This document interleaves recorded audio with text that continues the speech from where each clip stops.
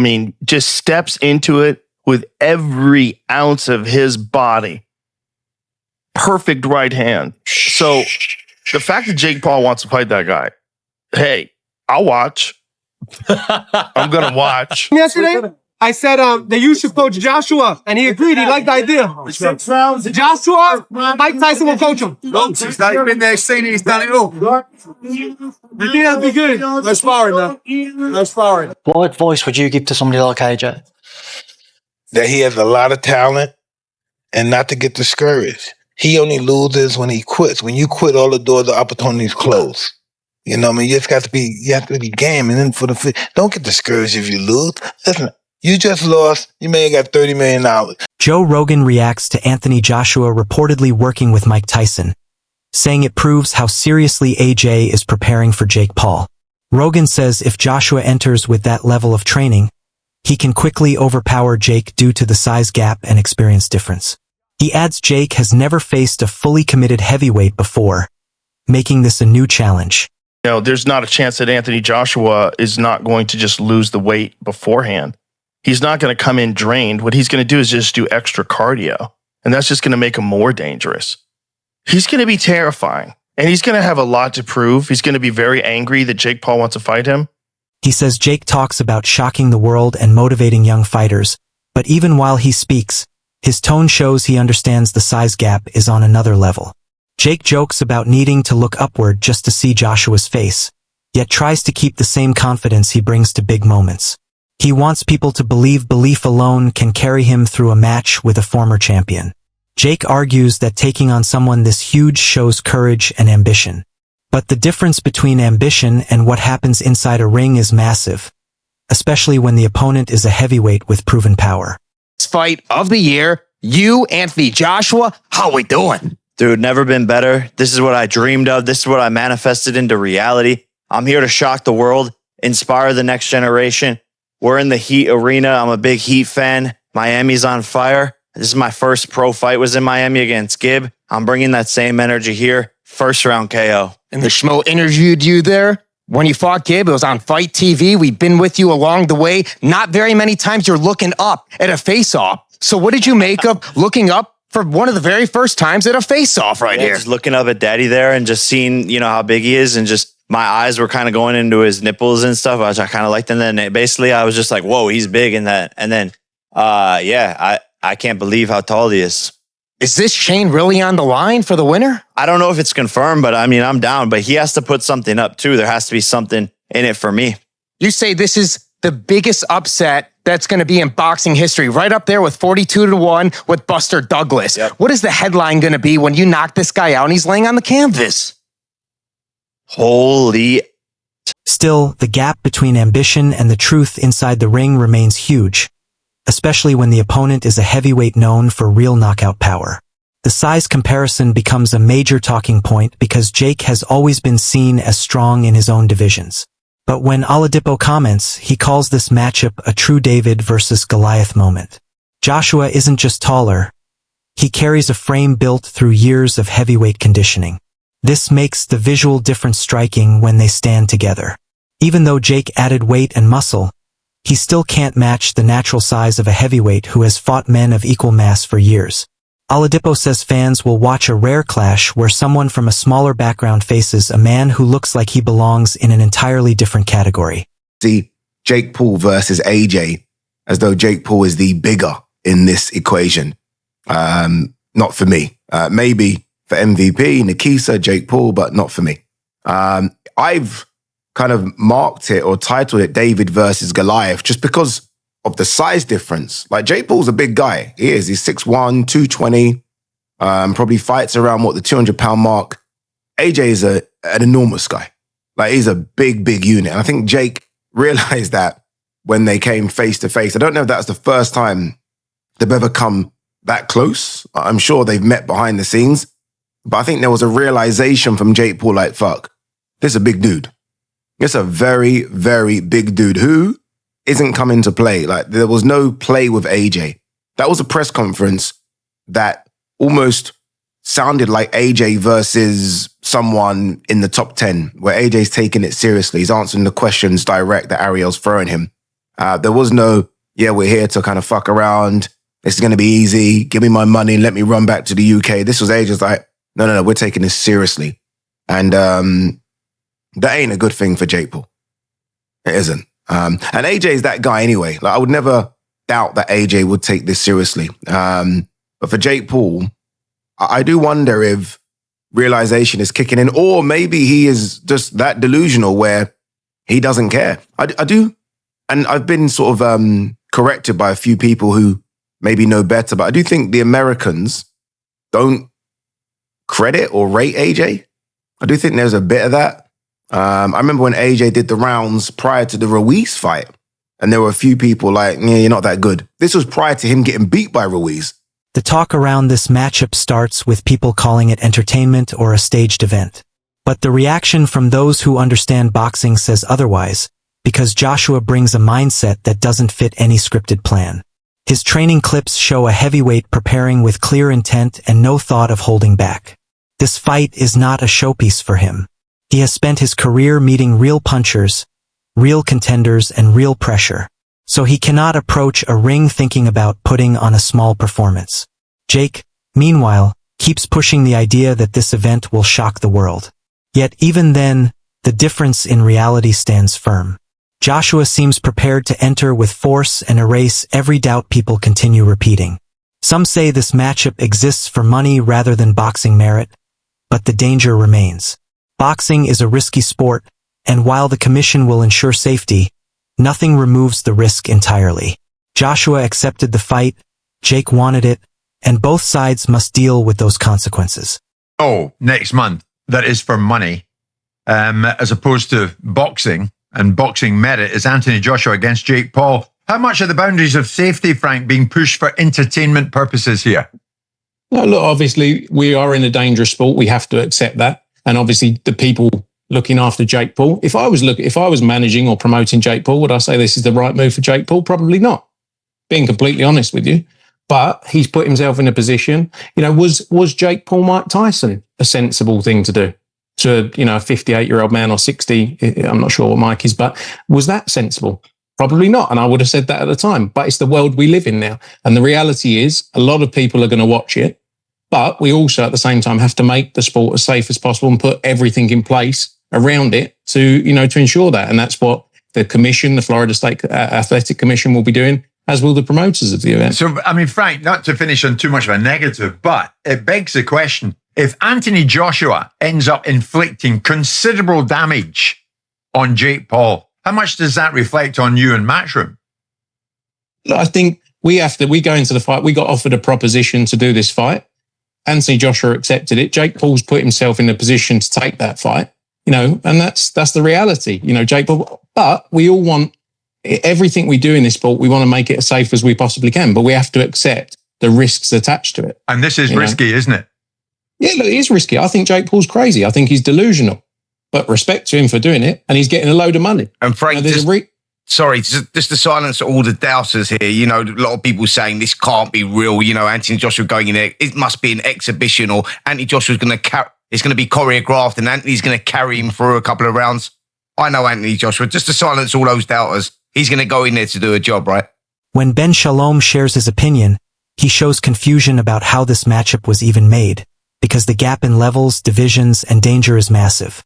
He questions the logic of placing a heavyweight puncher against someone still rising through smaller fights. He says this event feels outside normal matchmaking rules, where fighters are guided carefully toward bigger challenges. In his view, boxing has structure, and this fight doesn't fit inside any typical pattern, which gives it unusual energy. He wonders what the goal is because Jake is facing a man who can hurt him in ways he's never felt and who has faced pressure Jake can't imagine.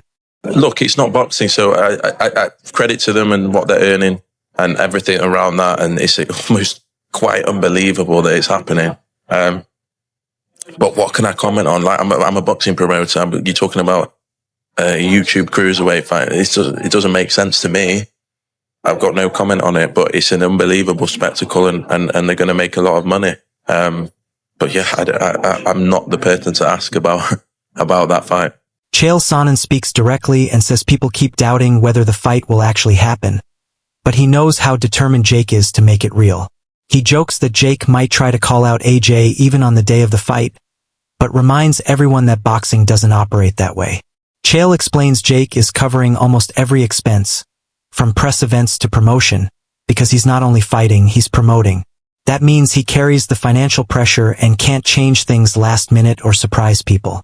Sonnen says Jake built this entire path himself, and with that comes responsibility, because when you run the show, your time, money, and reputation are at risk. This fight will not happen. Jake Paul will call off the day of the fight if he has to. But he will not fight Anthony Joshua. Now, that's all fine. That stuff is all fine. It's just, it never goes away. There's no ability to make that stop. There's nothing you can do. There's always the new fan coming in. There's always the new fan, and there's a piece of the psychology, which is always talking about themselves. If they ever, hey, well, you think this guy would take this fight? It's only on a week's notice. Whatever that answer is, they're telling you what they would do. Do you think this guy would fight this guy? No way. He'd get his ass kicked. So they're telling you about themselves. They're letting you know that they would not take a fight that they didn't know that they were going to win. When the person says, mark my words, Jake Paul will pull out of this fight. He might even do it the day of. Pull out of the fight to who? It's his fight. Who is this mystery person? Did you write? Because I know this is a big category. I just read one guy that said this. But I'm talking to a lot of you, aren't I? A lot of you believe that Jake Paul is going to pull out of that fight. Might even do it the day of, correct? Correct? Okay. Who would he pull out to? He is the promoter. Who would he call? Does he send an email to himself? Does he send a text message to himself?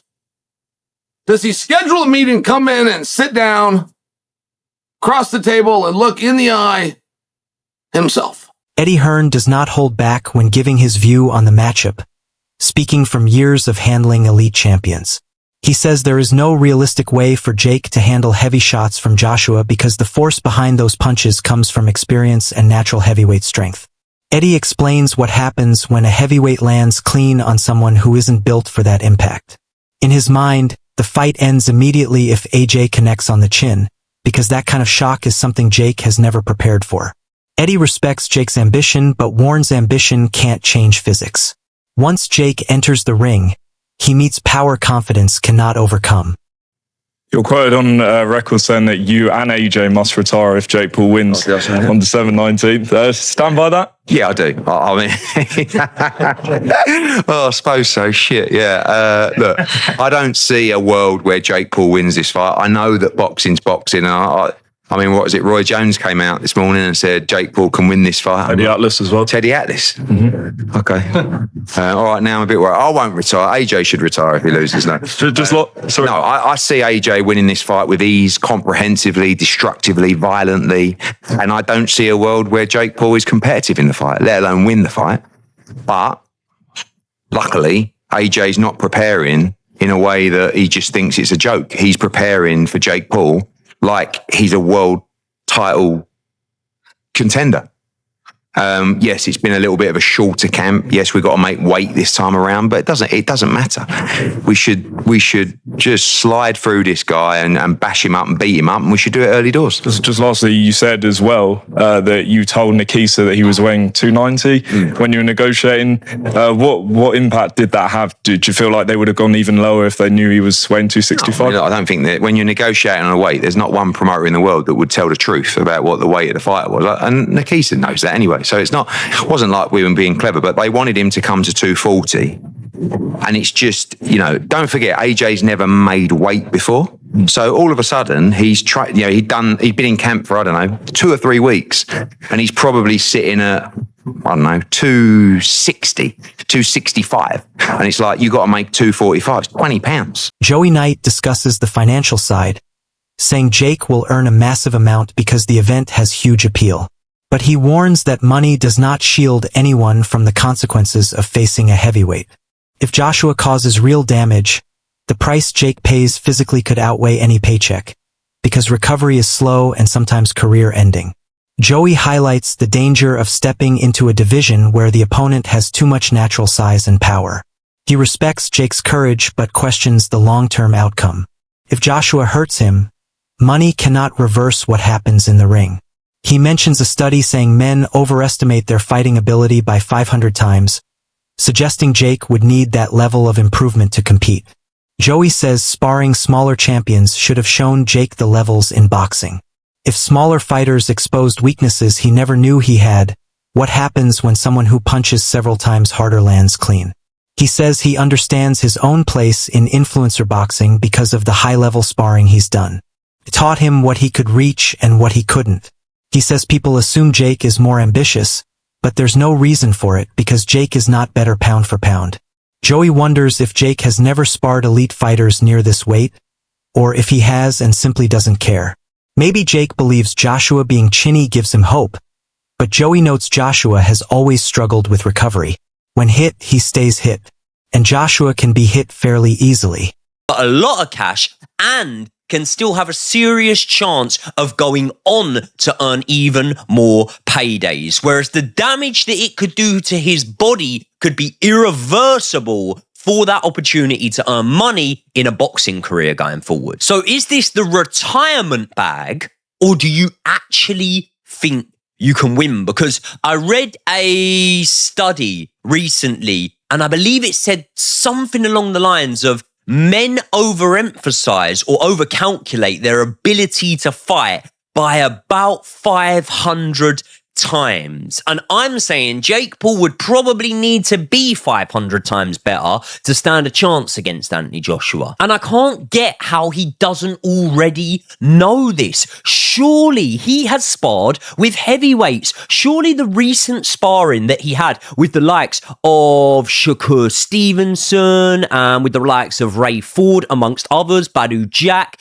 surely that would have taught you that there are levels to boxing. And if these small guys are able to show you things that you had no idea that you were vulnerable to in a boxing ring, what happens when someone who hits 4, 5, 6 times as hard as that does the exact same thing to you and lands it on your chin? The whole reason of why I know where I am in the influencer boxing scene, in the misfit scene, is because of the level that I have sparred at. I've sparred boys that have gone on to box for world titles. I've sparred with English champions and I've sparred with loads of Southern area champions. And doing that enabled me to understand what level I can reach in boxing and what level I can't reach. And some people might say, well, Jake Paul's clearly more ambitious than you.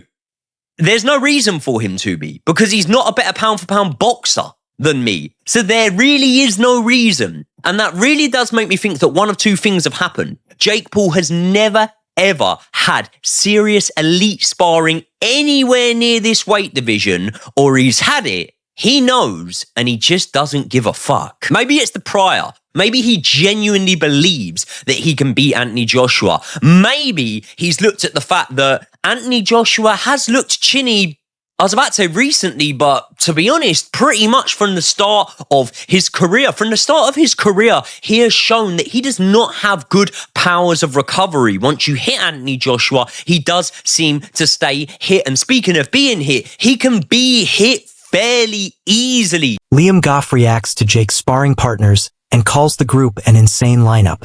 He says it shows Jake is trying to prepare for heavyweight force by training with fighters who bring real size and strength. Jake even claims he's been dominating them, adding hype. But Liam reminds everyone sparring and real fights are different because sparring is controlled.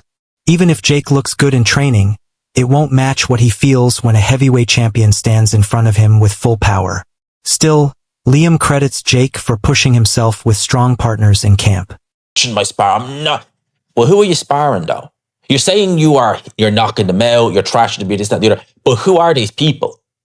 You know, are they top level fighters? Because if you're, sparring the likes of hypothetically Devin Haney and people like that, and you're trashing them in sparring, it's very impressive.